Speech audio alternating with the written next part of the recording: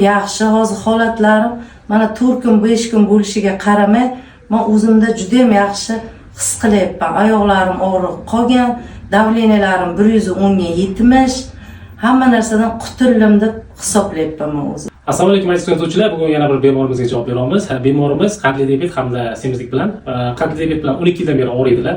Bemorimizning asosiy shikoyatlari bor: oyoqlarda og'riq, og'iz qurishi, ko'p chanqash hamda ko'zi o'tkirligi pasayishi. Bemorimizni tekshirdik, analizlarni oldik va bemorimizga yonboshidagi intervensiya amaliyotini bajardik. Operatsiyadan keyin davr qoniqarli, o'zlarini ancha yaxshi his qilyaptilar. Operatsiyadan oldingi shikoyatlari deyarli o'zbekistonda qilmayapti.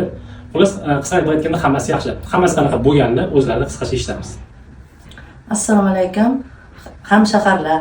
Men 12 yildan beri qandli diabetdan og'rib kelib juda ham azoblandim. Oyoqlarimga qoqshash, kechasi uyqusizlik, ko'p hojatga borish, suv ichishlar, bosh og'riq, davleniyalar men juda ham yomon bezovta qilaydi. Shu klinikani eshitib keldim va bu yerdagi doktorlarni analari bilan operatsiya bo'ldim.